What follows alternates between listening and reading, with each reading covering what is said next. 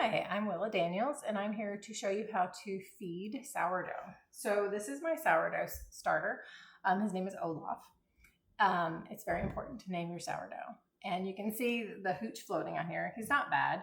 He's not happy with me. So that's kind of a grayish liquid. There's nothing wrong with it. You can cook with it. You can eat it. It's just very, very strong and vinegary, sour flavor, which some people really like. I do. But it's because I left him in the fridge for 2 weeks instead of feeding him regularly. So I won't be able to cook bread from this after the regular feeding. I'll have to feed it once or twice, probably just once because he's pretty strong, good starter. So I'll feed it once, and then the next day I'll be able to feed it and pull from it to make bread. So I always add the weight of the jar on a piece of masking tape underneath, just the empty jar, because you want to subtract that out from the weight, because what's inside the container, you want to feed it the equal weight. So if what's in the jar is 100 grams, you want to feed it 100 grams. You will feed it half of that with water and half of that with flour. And that makes it 100% hydrated. So it's equal parts. So equal parts feeding, but of that feeding, it's equal parts flour and water. So 100 grams starter would be 50 grams of flour and 50 grams of water added to that. So 100 grams starter, and then you'd add to that 150 grams of flour plus 50 grams of water, which you'd add another 100 grams. You'll have 200 grams in your container. So I keep about double that because I like to pull double loaves of starter for bread, so I can make larger loaves of bread and more bread around. So let's get started. So you should have a scale. You don't need one when you're first starting out, but you'll eventually need one, so you might as well. And you weigh your container with your starter, and then you will want to subtract it out to your weight. So if you're trying to get down to 100 grams, you will take your weight minus the jar weight, and you will want to remove or discard until you hit that weight. So the jar plus your 100 grams or whatever you're trying to get to. I never, ever throw discard away. This stuff is gold. I keep it in the fridge in a container, and I just continue to add to it. And if you're adding to it regularly, it's always refeeding it. So I have never had it go bad. So, I often will just go and use a lot of it. So I'll do another video of what I do with it.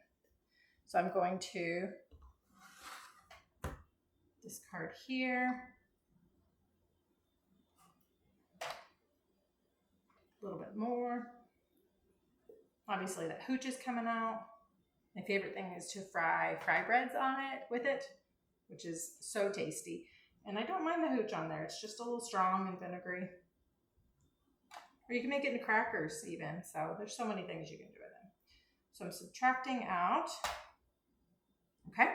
So I have my number. I have 645, and then I'm subtracting my weight of the container, and it has 203. So I keep about 200. That's about right for me. And so divided by 2, that's 100 and 100. So I have 200 grams in the container. So I will add 100 grams. So I'm zeroing out my scale, and I will add 100 grams of flour.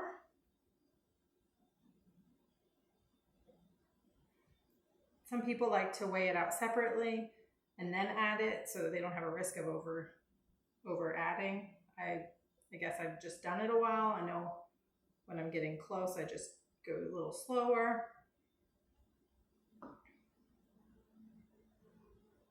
Okay, 101, pretty close. And the same I'll zero it out again. Same for the water.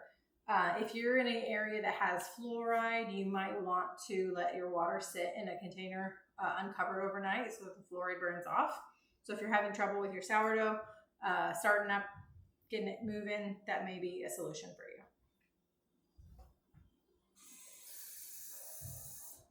I'm adding my water.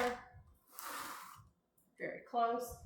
Again, a lot of people would say you should measure this out ahead of time in case you go over. I've done it. I do it probably every other day. So, yep, perfect. 102. Pretty close. This is my little secret weapon for sourdough. This a chopstick for stirring is excellent because it lets you scrape the bottom of the container and just get it all the way down. And it gets it off the sides really good. I use the same container for quite a while. I don't really feel, I used to try to swap it out every once in a while, but you know, as long as you've got clean hands every time you work with it, I've not had any problems with it. I've never had it go bad on me, even when I was starting out. So that is it. Most of the time I do keep a rubber band on it, and you can put your rubber band, move it to the high level. So when this puppy doubles, it'll be about this high, and that's when you know it's really happy and active.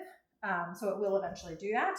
So I've got my pretty lid that I painted because when you do sourdough, you know, you love your sourdough. And Olaf is Scandinavian, so he needs some Scandinavian art there. So that is it. I will set him on my counter and come back tomorrow, and I will feed him again. He will probably be ready to bake with at that point, and I will make another video and we'll talk about that. Thank you so much. Bye.